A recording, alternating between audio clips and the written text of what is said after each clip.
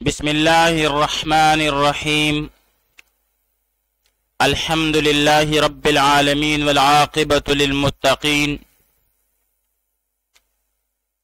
والصلاة والسلام على خير خلقه محمد وآله وأصحابه أجمعين. آج زاد الطالبین میں ہمارا 192واں سبق ہے،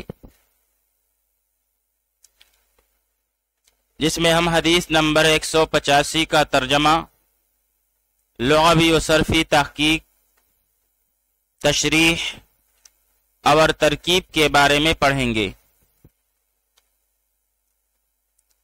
حدیث نمبر 185 ہے، لیس الواصل بالمکافی ولكن الواصل الذي إذا قطعت رحمه وصلها.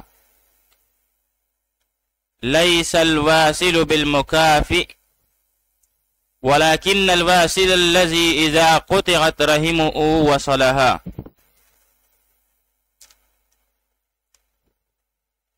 ليس الواصل نہیں ہے باکمال رشتہ جوڑنے والا، ليس الواصل نہیں ہے باکمال رشتہ جوڑنے والا، بالمکافی وہ شخص جو برابری کا معاملہ کرے، ولیکن لیکن اصل میں الواصل الذی رشتہ جوڑنے والا وہ ہے، اذا قطعت رحمہ کہ جب اس سے رشتہ توڑا جائے، وصلہا تو وہ اسے جوڑے۔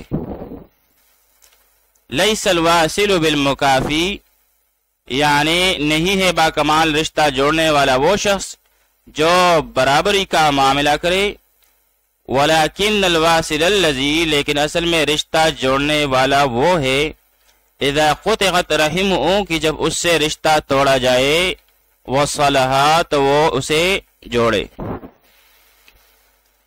اب یہاں پر الواصل سیاہ واحد مذکر اسم فاعل بمعنی جوڑنے والا، باب ضرب یضربو سے وصل یصل وصلا وصلتا بمعنی جوڑنا، صلہ رحمی کرنا، نرمی کرنا۔ المکافی احسان کا بدلہ احسان یا اس سے زیادہ اچھی طرح دینے والا۔ باب مفاعلہ سے کافأ یکافئ مکافأتا فہو مکافئ بمعنی بدلہ دینا، کسی سے برابری کرنا۔ آئیے اب اس حدیث شریف کی تشریح پڑھ لیتے ہیں۔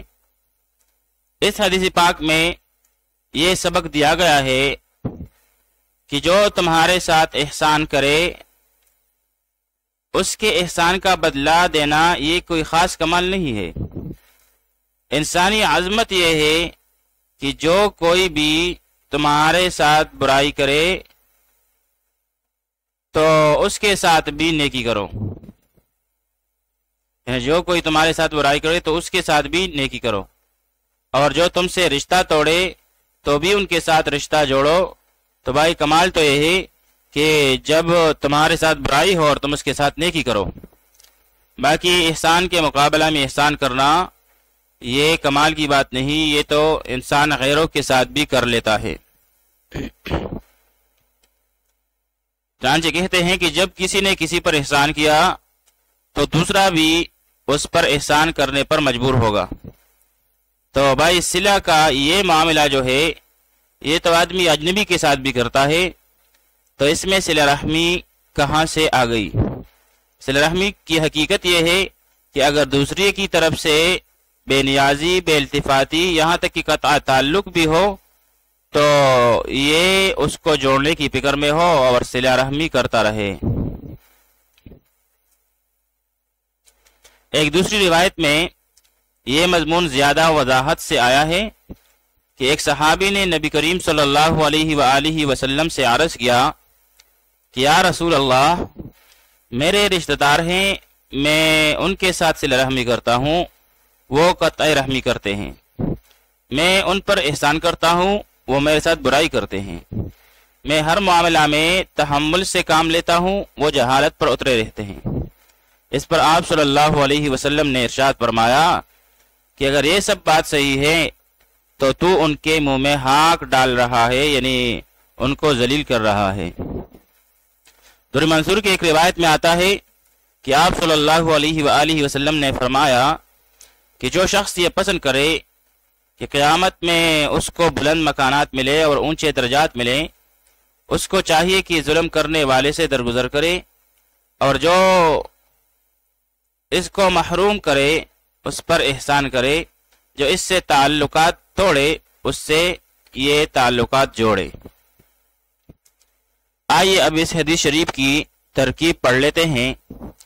لیس الواصل، لیسا فعل ناقص، الواصل فعل ناقص کے لیے اسم ہوا، بالمکافی اس میں با زائدہ، مکافی یہ خبر ہوئی لیسا کے لیے، پھر لیسا فعل ناقص اپنے اسم اور خبر کے ساتھ مل کر جملہ فعلیہ خبریہ ہوا۔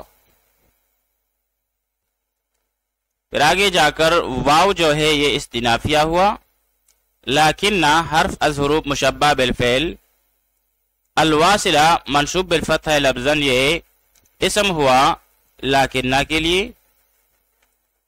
پھر آگے جا کر الذی موصولہ، اذا شرطیہ، قطعت پہلے مجہول، رحمہ رحم مضاف اور ہو ضمیر مجرور متصل مضاف الیہ، پھر مضاف اور مضاف الیہ مل کر مرکب اضافی ہو کر یہ نائب فاعل ہوا قطعت فعل مجہول کے لیے، پھر فعل مجہول اپنے نائب فاعل سے مل کر جملہ فعلیہ خبریہ ہو کر یہ ہوا شرط، اور آگے وصلہ جزا ہے، وصلہ وصلہ فعل، اور اس میں ہوا ضمیری مستتر جائز الاستتار، ضمیری مرفوع متصل محلاً مرفوع ہو کے فاعل، اور ہا ضمیری منصوب متصل محلاً منصوب ہو کے مفعول بھی، پھر فعل اپنے فاعل اور مفعول بھی کے ساتھ مل کر جملہ فعلیہ خبریہ ہو کر جزا، اور پھر شرط جزا مل کر جملہ شرطیہ ہو کر یہ صلہ ہے ما قبل الذی موصولہ کے لیے، پھر موصول صلہ مل کر یہ خبر ہوئی لیکن حرف از حروف مشبہ بالفعل کے لیے، پھر لیکن حرف از حروف مشبہ بالفعل اپنے اسم اور خبر کے ساتھ مل کر جملہ اسمیہ خبریہ مستانفہ ہوا۔ وصلی اللہ تعالی علی خیر خلقہ محمد وآلہ واصحابہ اجمعین۔